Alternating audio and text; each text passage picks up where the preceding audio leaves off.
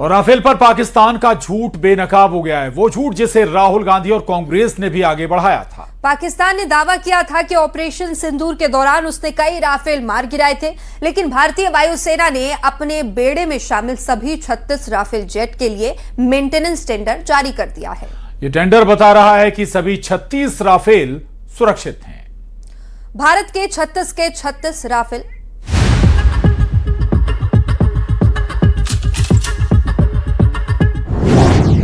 Rafale पर झूठ, सामने आया सबूत। पाकिस्तान का झूठ बेनकाब, हर राफेल का मिला हिसाब। 36 के 36 राफेल सलामत। खत्म होगी सियासत।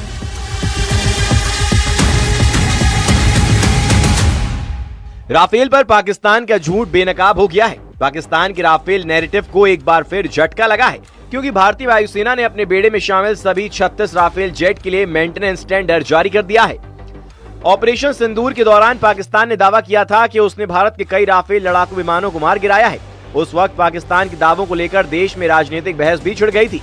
कांग्रेस नेता राहुल गांधी ने भी सरकार से सवाल पूछा था कि आखिर ऑपरेशन सिंदूर में कितने फाइटर जेट को नुकसान हुआ, लेकिन अब भारतीय वायुसेना के एक टेंडर ने इस पूरे विवाद को फिर से चर्चा के केंद्र में ला दिया है। वायुसेना ने अपने सभी 36 राफेल विमानों के लिए मेंटेनेंस और सपोर्ट से जुड़ा टेंडर जारी किया है। राफेल पर झूठ, सामने आया सबूत।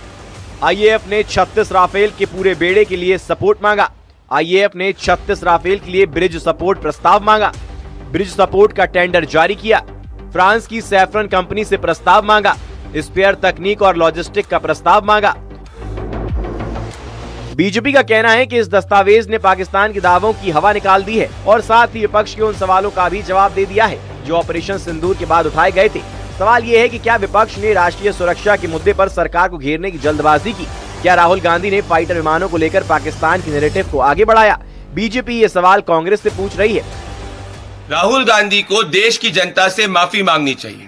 राहुल गांधी जो एक और विदेशी हॉलिडे में गए हैं अपने विदेशी एजेंट से मिलने, आज उनको पाकिस्तान की लाइन को आगे ले जाने के लिए देश की जनता से माफी मांगनी चाहिए। जब ऑपरेशन सिंदूर चल रहा था, राहुल गांधी ने पूछा था हिंदुस्तान के कितने जेट्स गिरे। राहुल गांधी के प्रिय अजय राय ने नींबू मिर्ची दिखाकर रफाल का मजाक उड़ाया था। आईएएफ का मेंटेनेंस ऑर्डर ये स्पष्ट करता है कि हिंदुस्तान का एक भी रफाल नहीं गिरा। अब सवाल ये उठता है कि जानबूझकर पाकिस्तान की लाइन को आगे ले जाना राहुल गांधी ने क्यों सही समझा? राफेल के मामले में भी उस वक्त हमारी सेना, हमारे जो है वो सुरक्षा बल बहुत मजबूती के साथ एक एक बात बता रहे थे कि हमारा क्या नुकसान नहीं हुआ और क्या हमारा नुकसान हुआ। वो सारी चीज़ें स्पष्ट थी, दूध का दूध पानी का पानी सामने था।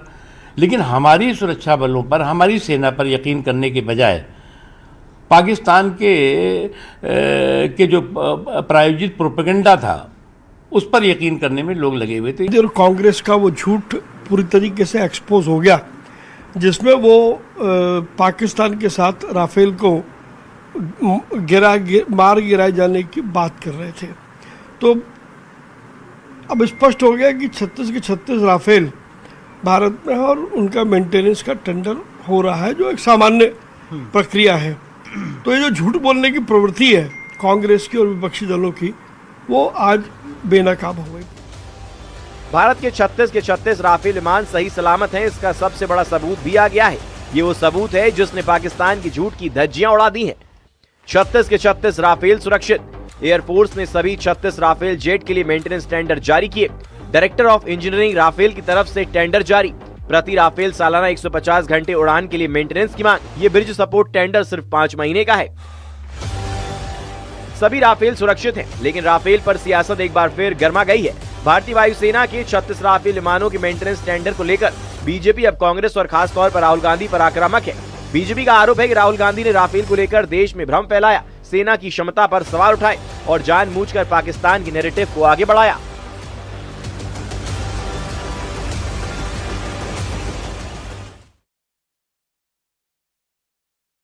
और जमीयत उलेमा-ए हिंद के अध्यक्ष मौलाना अरशद मदनी ने हरिद्वार में कार्यक्रम को संबोधित करते हुए कहा कि जिहाद करना हर मुसलमान का हक है। उन्होंने इसे अन्याय, अत्याचार और जुल्म के खिलाफ लड़ने का एक पवित्र और आवश्यक अधिकार बताया।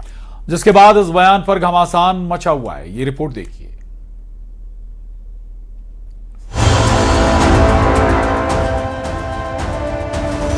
हरिद्वार जिले के पिरान कलियर में जमीयत उलेमाए हिंद की उत्तराखंड कार्यकारिणी की बैठक के दौरान संगठन के अध्यक्ष मौलाना अरशद मदनी के जिहाद पर दिए गए बयानों को लेकर विवाद खड़ा हो गया है। कार्यक्रम को संबोधित करते हुए मदनी ने कहा कि जिहाद करना हर मुसलमान का हक है। उन्होंने इसे अत्याचार, अन्याय और जुल्म के खिलाफ लड़ने का एक पवित्र और जरूरी अधिकार बताया। उन्होंने मुल्क की आजादी के लिए जिहाद का बयान 1803 के अंदर दिया कि हमारा मुल्क गुलाम हो गया और इसको आजाद कराने के लिए गुलामी की जंजीर को गले से उतारकर फेंकने के लिए जिहाद करना हर मुसलमान का फर्ज है। ये मदरसे से निकली हुई तहरीक है। अब मौलाना अरशद मदनी के जिहाद वाले इस बयान पर सियासत गर्मा गई है। उत्तराखंड के बीजेपी अध्यक्ष महेंद्र भट्ट का कहना है कि देवभूमि में जिहाद का बयान स्वीकार नहीं होगा। वहीं कांग्रेस प्रदेश अध्यक्ष ने इस तरह के बयानों के लिए बीजेपी को जिम्मेदार ठहराया।